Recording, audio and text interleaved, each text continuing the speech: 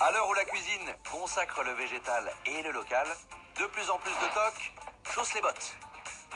Les chefs récoltent même des fruits et des légumes dans la capitale et dans ses alentours. Et si Paris cultivait son jardin secret? On démarre par la cueillette, direction l'Essonne. À Courance se dresse un magnifique château du XVIIe. Un peu plus loin, à la sortie du village, son potager.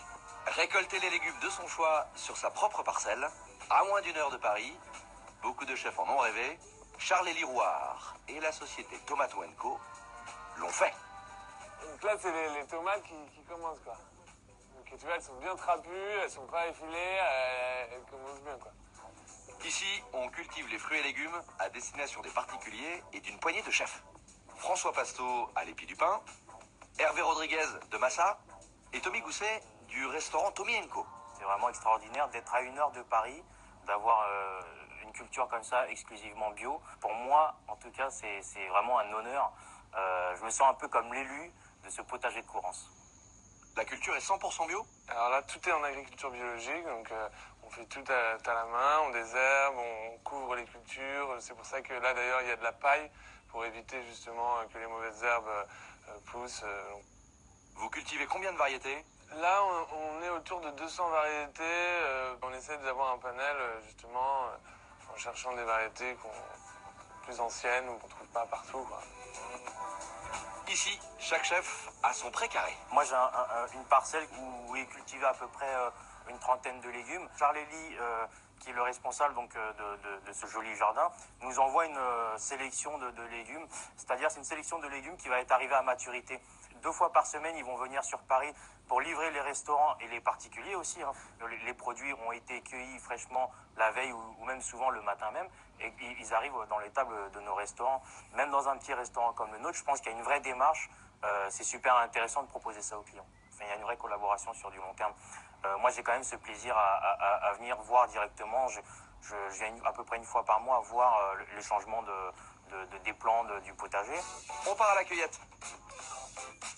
Donc là, je crois qu'on a quelques navets ici. Donc on en trouve déjà là, hein. Regardez voir ça. Les petits navets violets là. Il y en a d'autres là, des snowballs, les blancs normalement. Quand tu vois des radis comme ça, c'est incroyable, quoi. Et c'est la nature. Ici on trouve les carottes. On a des belles carottes jaunes là déjà. Ouais, voilà. Ça, c'est une carotte ça c'est beau ça. blanche. Un petit chou pointu quand même. Donc là, il faut quand même les tâter. Donc un par Il un. faut que ça soit bien dur, hein. Bien dur, mais jusqu'au bout de la pointe, quoi.